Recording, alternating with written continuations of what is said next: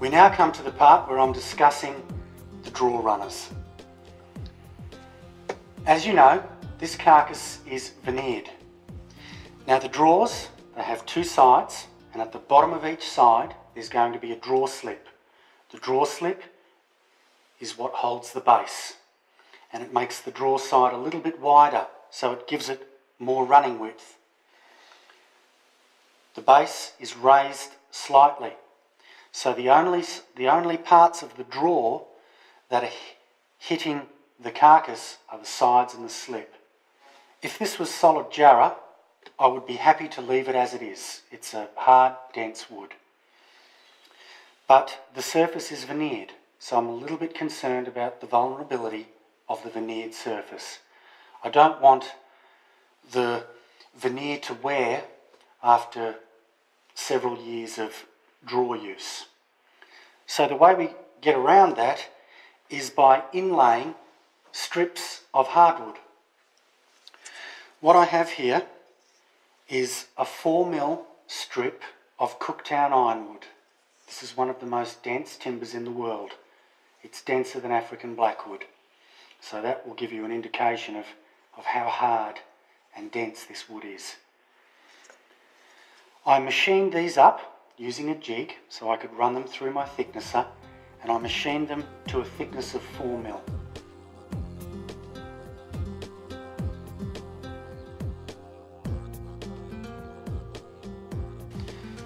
Using my handheld router and setting fences in the appropriate places, I have then routed out to a depth of 3.6mm.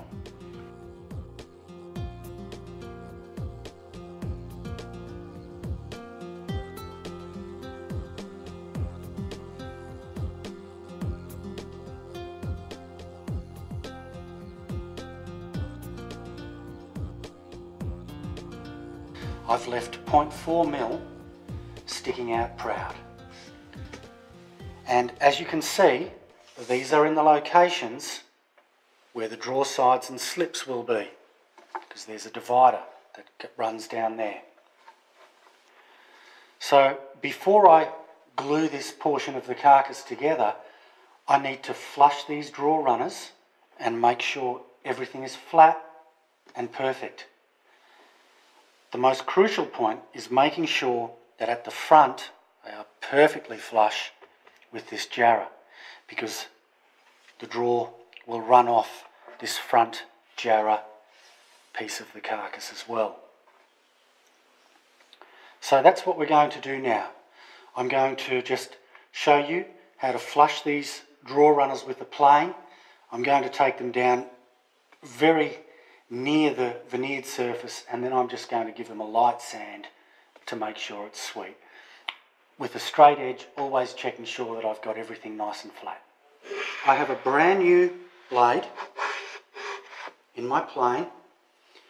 The grain is going from front to back on all of them, and I'm just going to be very careful, and I'm going to take these down.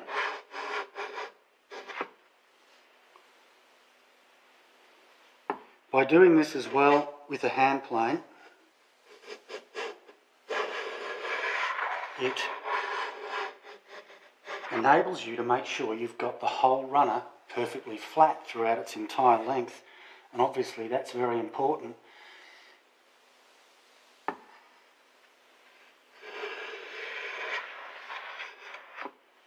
So this one's quite messy. There's a bit of newspaper that's been stuck to it from the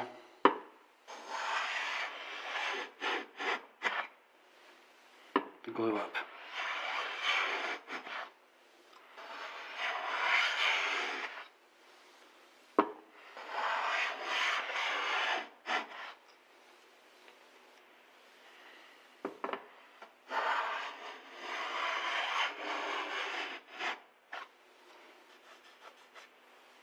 Just use your fingers to feel.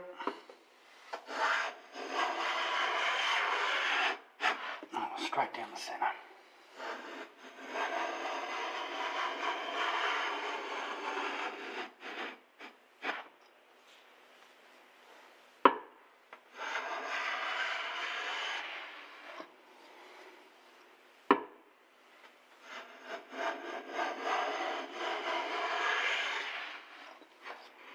To make sure that these were a nice snug fit lengthways, I used the shooting board and I just shot the ends until they just slotted in to the routed housing. When you are planing these up, you need to use your straight edge frequently. I was just checking front to back, making sure there's no bumps and that it's nice and flat, and also side to side, making sure that it was nice and flat and that there was no bumps. Now what I'm going to do is give this a very light sand with some 240 and then maybe some 320, and it's ready to be polished, and that's it. It's ready to go. I might just wax these draw runners so that there's a nice waxed surface for the drawers to run on. In sanding this back, I could hand sand it, but I'm going to use a Festool orbital sander, and the most important thing is not to lose your flatness. So just give it a very light sand and it just will clean everything up. Quick sand, 30 seconds, 1 minute, and here it is. This piece is nice and flat and they're nice and flush. Beautiful. Now the drawers will run on this very dense hard strip of ironwood and the veneer will just stay as it is. Before we finish this piece, there is one other thing that we need to do. We need to make and house 2 drawer stops for each drawer along this front rail of Jarrah, so that when the drawer is pushed in, it hits these stops and sits exactly where we want it to sit when it's finished and fully in place. So now we're going to make drawer stops, which are very basic, and we're going to inlay them in, and then we're really ready to be glued. Here I have a small piece of oak that I have shaped on my router table. This is what I'm going to be using for drawer stops. I'm going to cut 8 separate stops at around 20mm each lengthways. So I have 2 per drawer. This piece here is 3mm thick. That is the right height to enable the drawer to slide out without touching the top of this stop.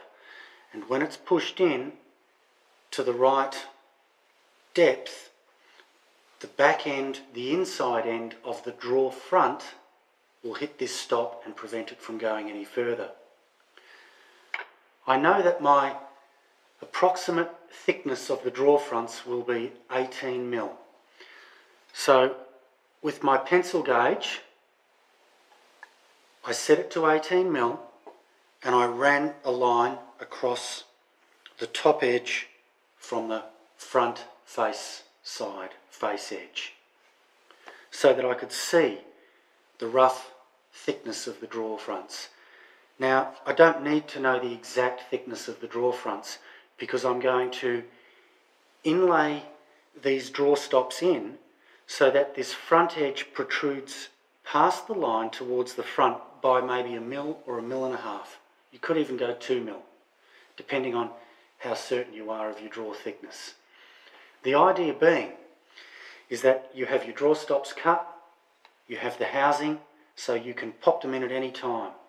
When you've made your drawers, you can pop 2 drawer stops in, push the drawer in, and when it hits the stops, it won't be able to go any further.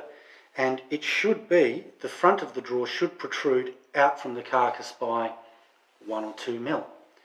Then you can take the drawer out, take the stops out, and shoot them until you get them exactly the right dimension for the drawer. And once you've got them the right dimension for the drawer, you can then glue them in. The reason that we do the drawer stops and create the housing before we glue the carcass up is it's much easier to manoeuvre this piece around while it's just a single piece. Once it's in a carcass, it's very difficult. well, it's not very difficult, but it's more difficult to manoeuvre it around and get it just where you want it, so that you can either use your handheld router and get your chisels in to create the housing. So I had a much bigger piece of oak that I cut this rebate in on the router table. Then I set a fence on my bandsaw and I cut it to this smaller size, and then I just planed up this face. This piece here is 3mm thick. That will enable the drawer to just run straight over the top of it, because remember, the base is proud of the bottom of the drawer. But the inside bottom edge of the drawer front will hit this when it's closed, and it will prevent it from going any further. This bottom section here is the piece that I will be inlaying into the carcass. So now I'm going to mark this whole piece out and cut 8 sections of 20mm long, shoot the ends to make sure that they're nice and square, and mark them out and inlay them. So I've cut them up. Here they all are. I've cut them on the bandsaw because they're too small to cut on the docking saw. And all I'm going to do, I'm not concerned about them all being exactly the same length. All I want is them to have a square end. I'll number them when I inlay them so I know where each one goes. So I'm just going to push them up into the shooting board and just shoot a nice square end on each one. Just like that. Easy, beautiful. So there's one that's ready to go, and it'll sit in there like that. So I have marked out on this piece of the carcass for 2 draw stops, so that the front edge is protruding by about 1mm, 1.5mm. I'm going to use a handheld router with a small 2mm router bit to take out the bulk of the waste gradually. I can't take out too much in one hit with such a small router bit, otherwise if I do, I'll probably snap it in half. So I will gradually go to the depth, and the depth that I do need to go to is 5mm. Once I have taken it down to the right depth with the router, I will use my chisels to take it to the knife line and finish off the edge cuts so that the draw stop will just plonk in very nicely and be a sweet fit. Marking out the housings for the draw stops is very easy. Because we routed up one piece together and then we cut them into 8 separate bits, they're all exactly the same except for their length. So what I have done is I determined exactly where I wanted these placed, and I have these hanging past the line by about 1.5mm.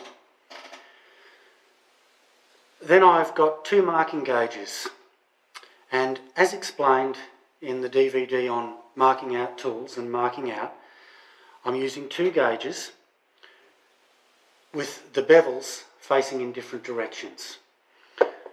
Now, in setting out the first one, I've used one for the back line so that the bevel on the marking gauge is facing into the waist.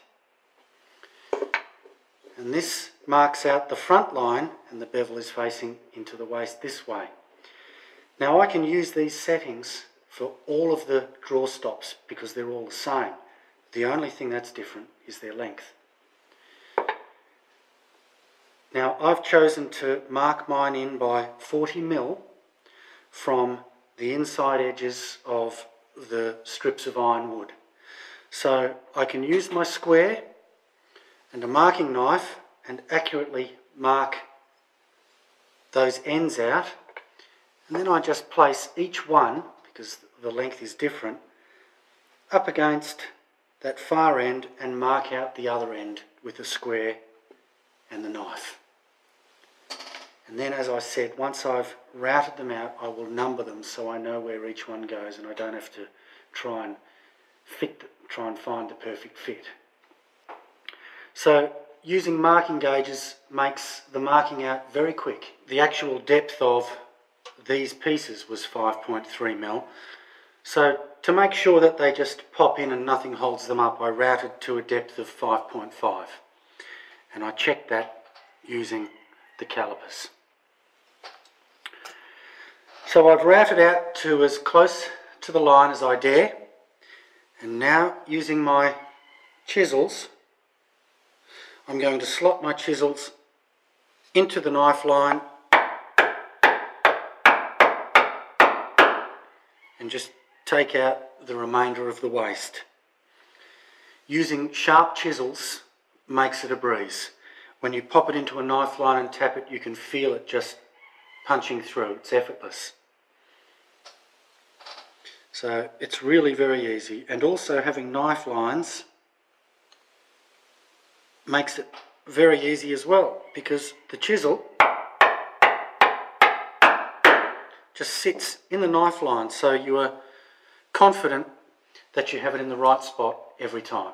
So there they are. They're all inlaid in, but I can easily just pull them out. I've numbered them, and because they were all cut from the same piece and they've all been marked out accurately, they are all in the same line, so that it's going to be very easy for me to know how much to shoot.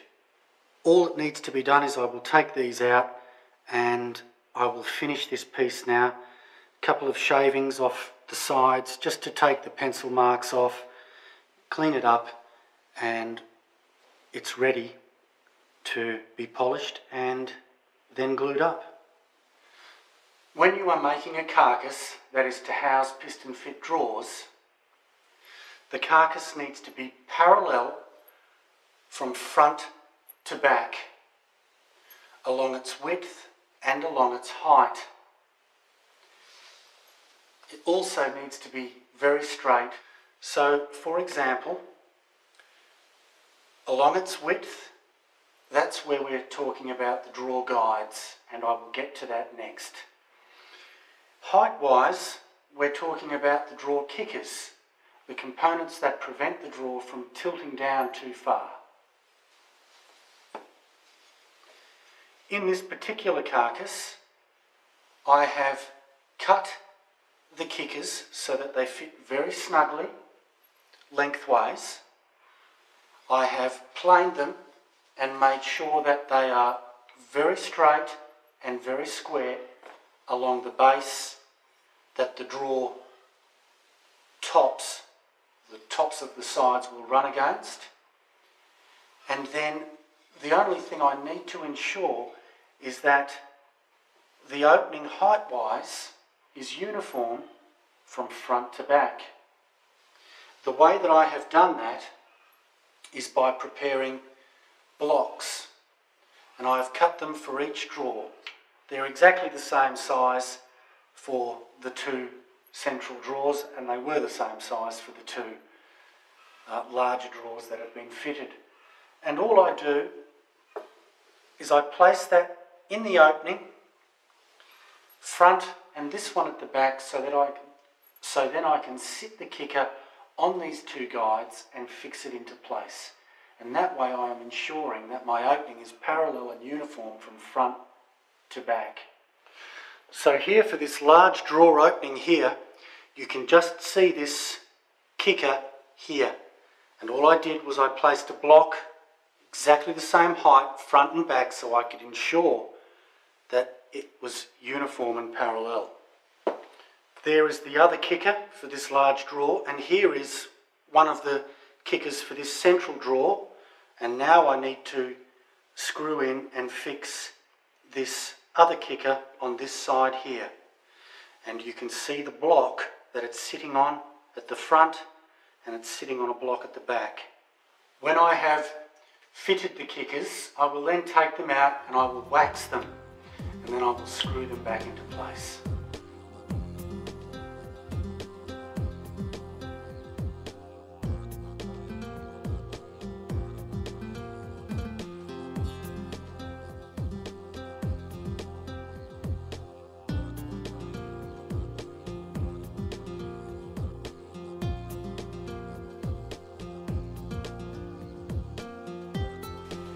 The other aspect, and really the most important aspect of the carcass, is its width.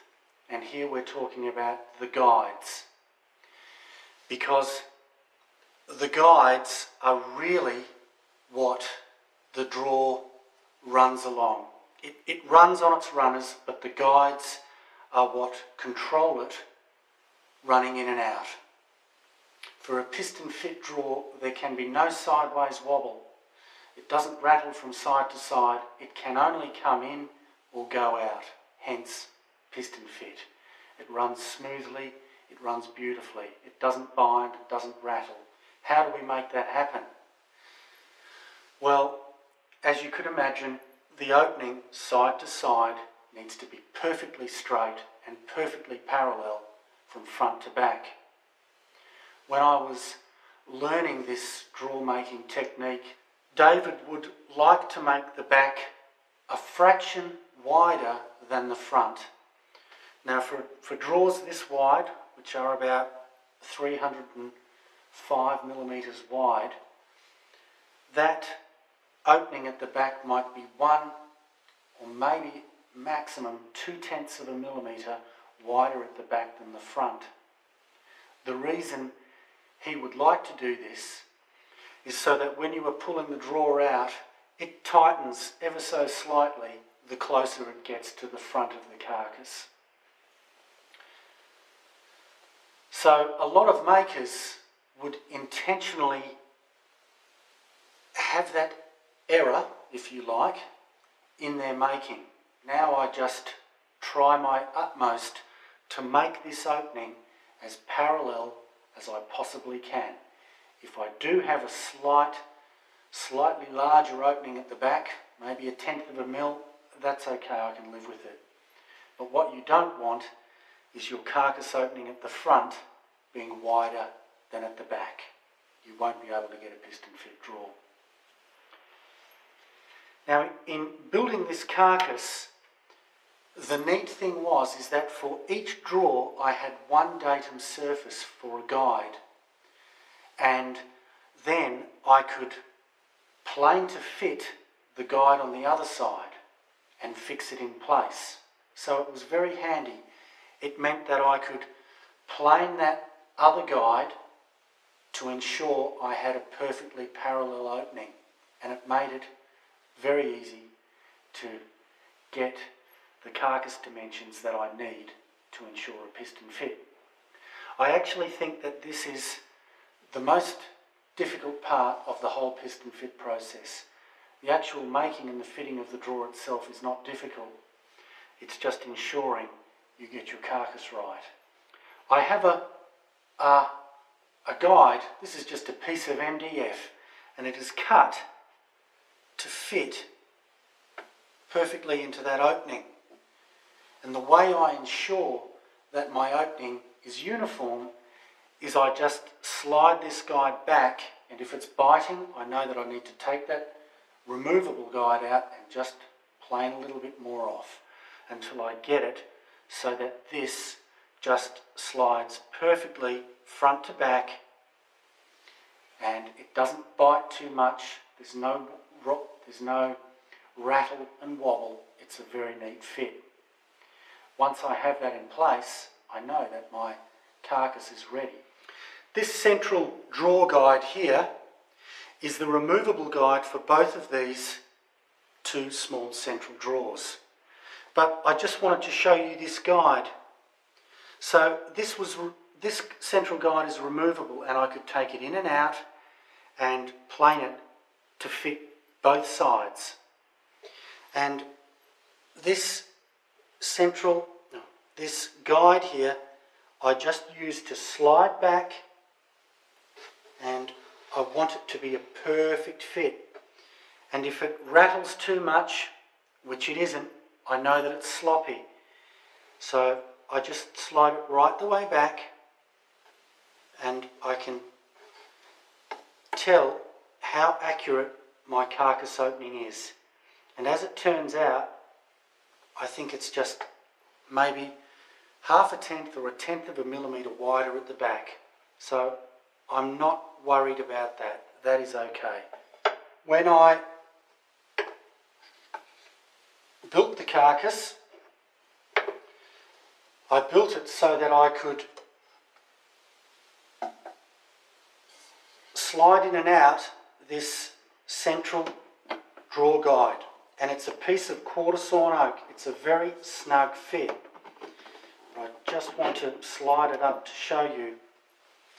It has a tongue at the front and the back which slides into a groove, and it's a lovely high piece of quarter sawn oak that I ensured was perfectly flat and perfectly square and straight, and I could take it in and out and plane it until I was happy with the two Carcass openings, and then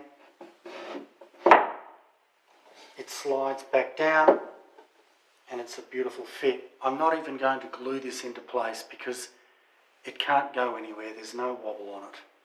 To have a look at this large drawer opening here, this drawer guide is this veneered panel, and you can see that the corresponding guide on the other side is a piece of 35mm high quarter sawn oak. So that is all I need. I don't need this guide to come right up to the top here. That is perfectly sufficient to enable me to get a piston fit drawer. So a piston fit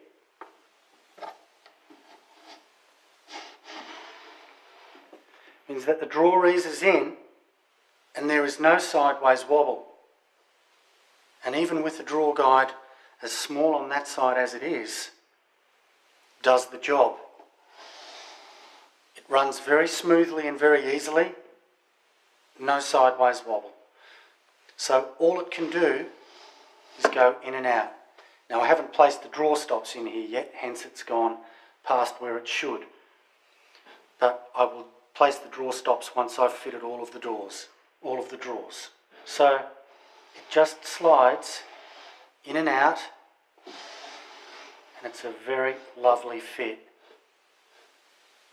There's a little bit of leeway on the top for seasonal wood movement because this drawer will change its height as the humidity changes with the seasons. So I have to take that into account when fitting it. So I've just given it about 1.5 mm, which should be plenty.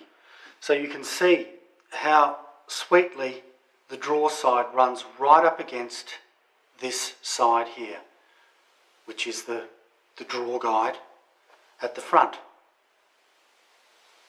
Yeah, it's a very sweet fit.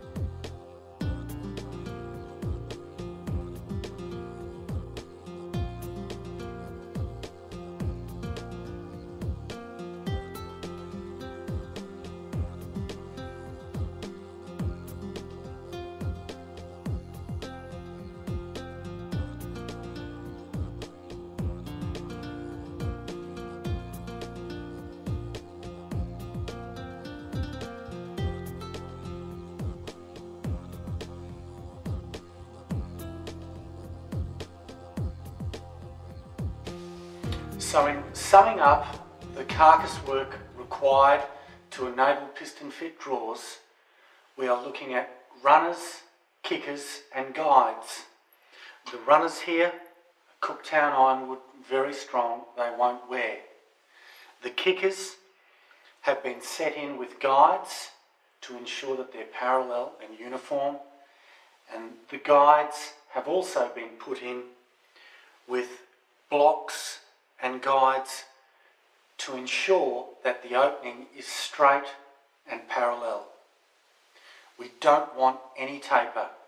If we do have a taper, having it very fractionally wider at the back than the front is okay, but it cannot be the other way.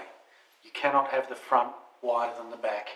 You won't be able to get the piston fit. If your Carcass is already together and you are unable to take out one of the guides, to enable you to plane it on your workbench. You will need to true it up in place.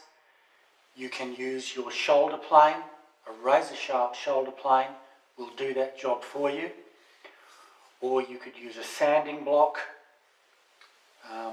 Either one of those two will enable you to true it up when it's in place.